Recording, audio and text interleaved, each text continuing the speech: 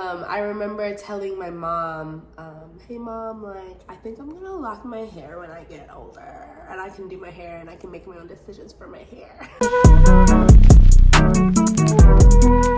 Hey, I'm Angelica, also known as Ange, lovingly known as Auntie Ange by my sweet faith. So today is August 10th, 2022. Today's my dad's birthday, but today's also 2 days before my 2-month locaversary. So I started my locks on June 12th in my living room with my sister as an extra set of eyes in the back of my head, and just extra set of hands and support and sounding board. I just wanted to talk a little bit about my journey, and I want to use this as one, accountability, two, just a way to share a journey that I know to be beautiful, and I know that there are other people who contemplate going on a journey such as this and really benefit from hearing other people's stories. So I just wanted to be able to share mine. This is my second real full hair journey. The first journey I obviously didn't necessarily record, but I have a lot of pictures, a lot of emotions, a lot of lessons that I learned from my first hair journey, which was going from relatively long, loose, natural curl to cutting it all off. In literally a day of impulse, I texted my best friend and said, we're cutting off my ponytail tonight. Or I told her actually in a bar. Either way, we go back, we cut it off. I start completely fresh. I learned so many beautiful things that I can talk about at another time. In this journey of regrowing my hair, I learned to grow to love things about myself that I either didn't think I could love or just hadn't thought to love.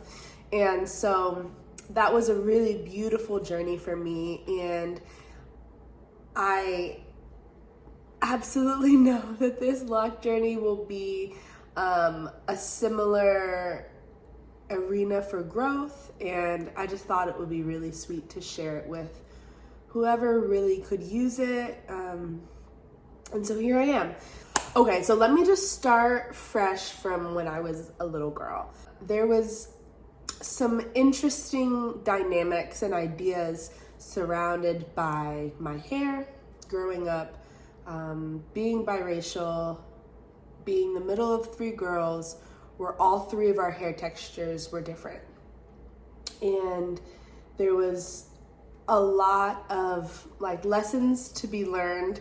I had a love-hate relationship with my hair. There were so many people who said things about my hair that were complimentary that I didn't hear being said about my older sister's hair. And even as a young girl, it really bothered me and it really made me upset, because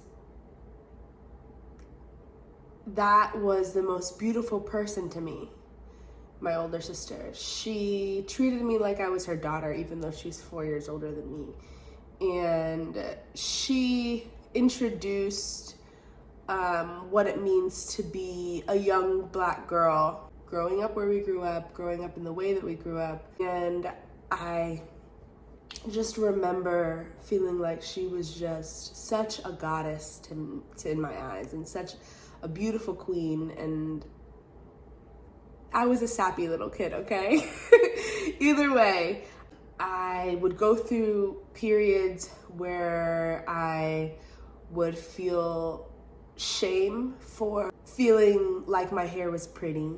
That is kind of the core of my first hair journey that I went through, that I learned so much, and that is gonna have to be a video for another day, because I could go on for a really long time about that journey.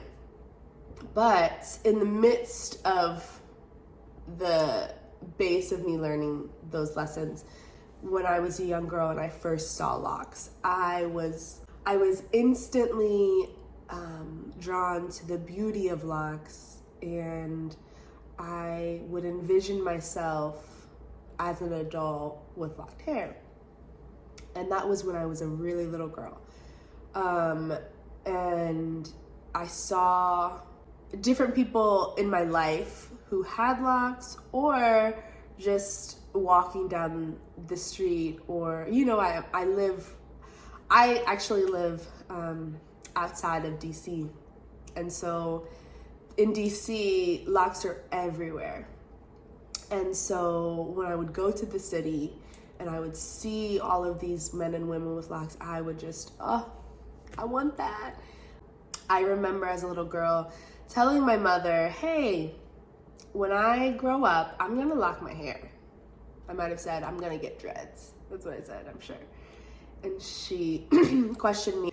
My mother is German, and didn't really at that point have an understanding of Black culture in a way that, if that was her experience, why would you want to get rid of your beautiful curls? Which was also the response that I got from other people when I would ask, like, or when I would say, hey, what do you think about this? And I grew to have this thought, this distorted thought that, one, my hair wouldn't lock. Two, even if my hair did lock, it would not look right, okay?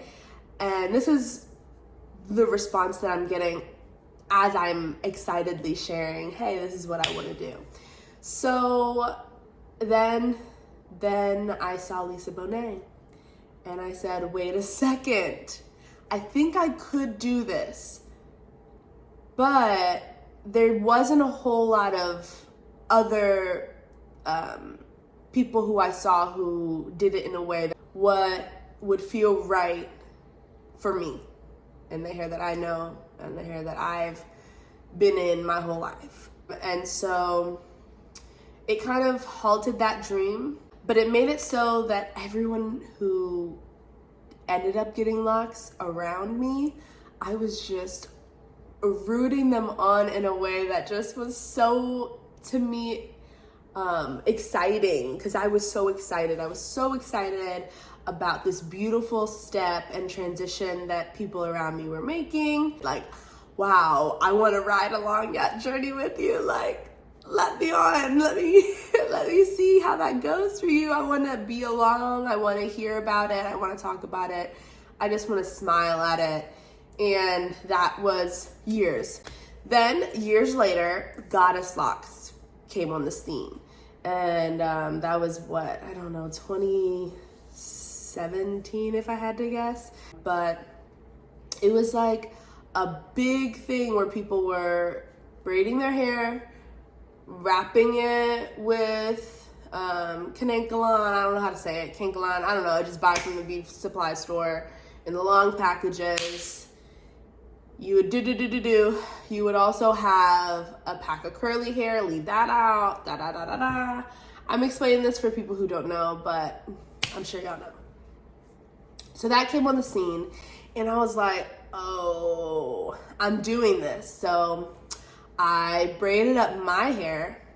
I braided kind of like literally this much.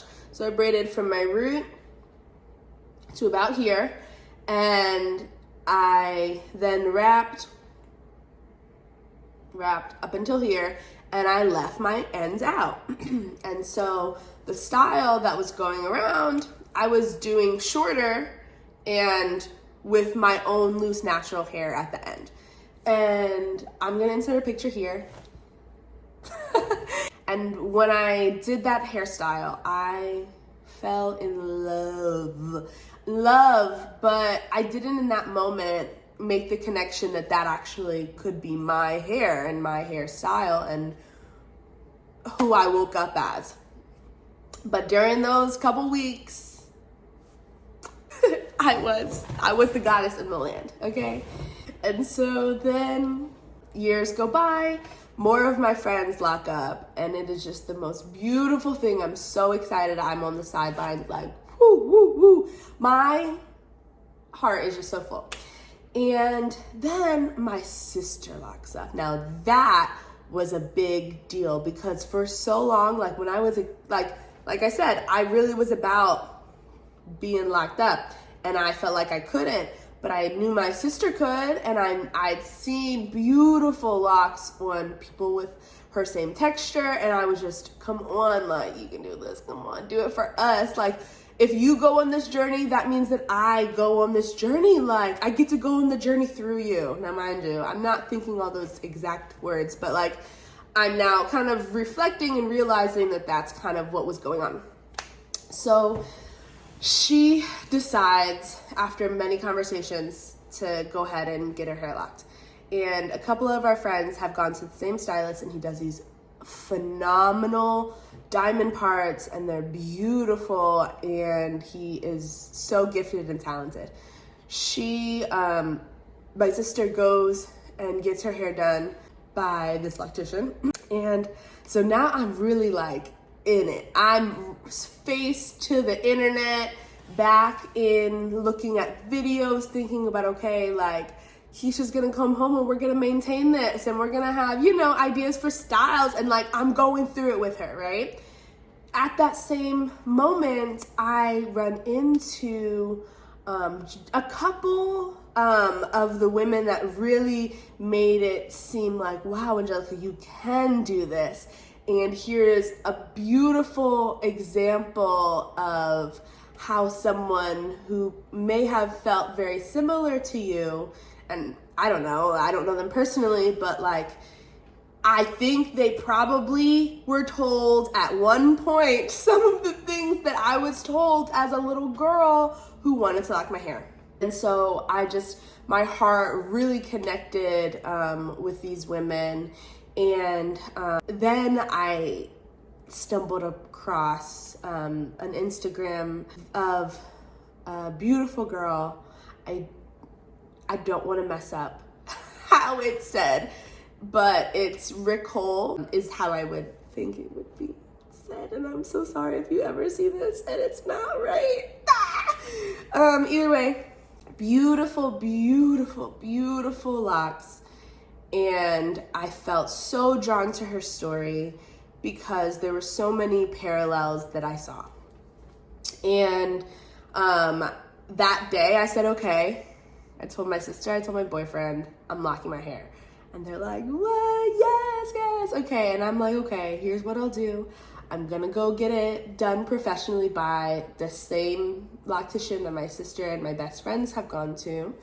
I'm gonna get these beautiful diamond parts, and then I'm going to do my hair after that. After the parts are established, maybe I'll go for a few months, make sure that the locks are in a good space, established space, comfortable space, and then I would take over. I was very used to doing hair. Growing up, I braided everybody's hair. Like, I braided my sister's hair, my little sister's hair all of the time. I was the person who did her hair. I also was doing my older sister's weaves. After I started doing her weaves, all of my friends wanted me to, put my hands in their head in a way that like cost them little to nothing, and also gave me the opportunity to practice and to grow and be able to, manipulate hair. Through all of that, I've always had connection with me doing my hair. Either way, I have this connection to wanting to do my hair and doing it. And so all of my young adult life, especially, I've tried out new styles and tried out this and that on my own. And I'll maybe insert some pictures of that.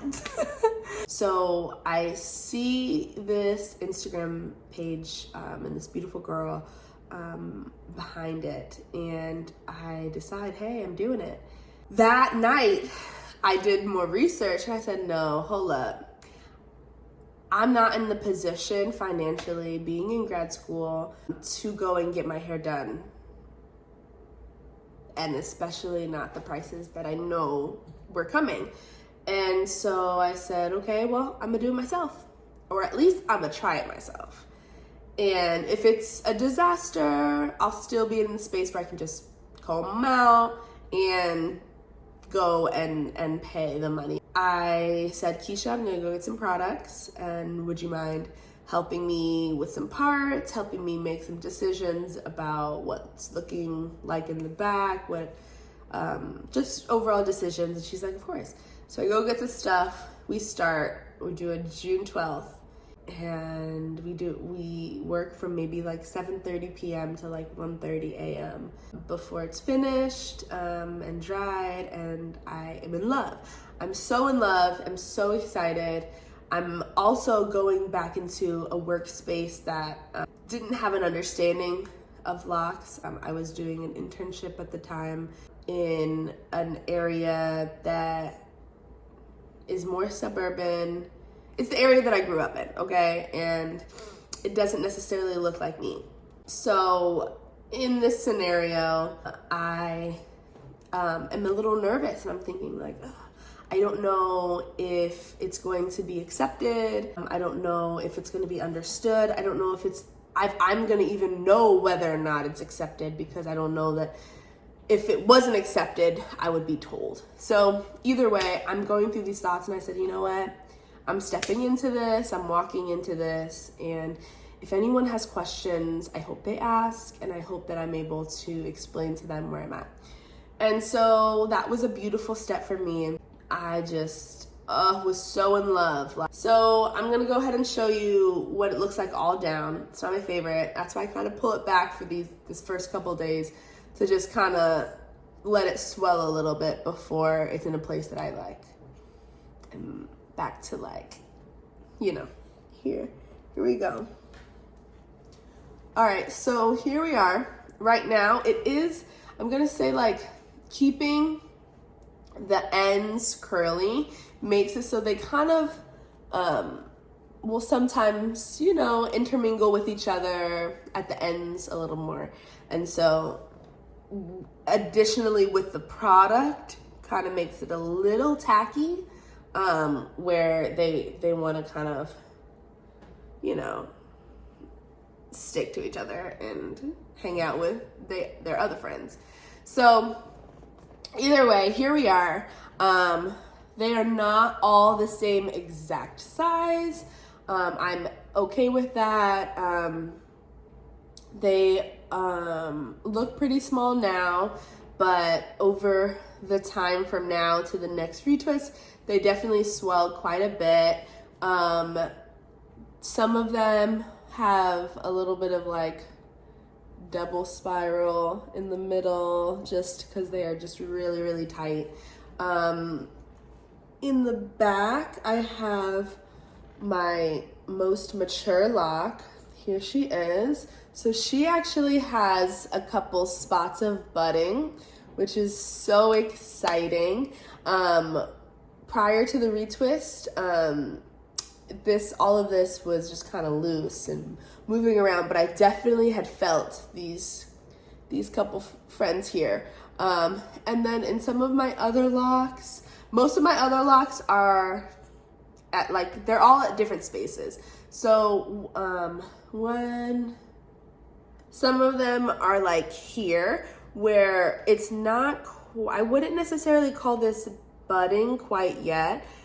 And mind you, this is just my own research, what I don't know, don't ask me. But if I'm talking to my own hair and saying, hey, I love that you're bunching right there. So that's kind of, I don't know if you can see it, but like right at this spot, that's gonna be where it buds next. It's like bunching, getting ready. So I have some that are like that. And then I have some that are like pretty much just palm roll down. There might be a couple spots where they're intermingling a little bit. So they're not completely, like when I'm retwisting it, they're definitely pretty much all separate, but they just have hairs that are like trying to marry each other in between. But I can still tell like, oh, this is a lock. Oh, this is a lock prior to the retwist. And so they are knowing each other a little bit more. Here's another one where around here it's doing some bunching. I have a little tactic and trick that encourages some of that If you guys want to know it, I'll share it. It's probably against everything that people say you should maybe do. I don't know. If you want to know the trick, I really appreciate the trick, and it has, I think, kind of encouraged some of those little bunching scenarios. Let me know, and I'll tell y'all. Ain't nothing to hide. Just don't come for me. All right, so that's where we're at. I'm loving it. I'm having such a good time. I'll also talk about the products that I use. I don't use many products, so I'll tell you about the couple that I do use and the processes that I go through at another time. Okay, bye.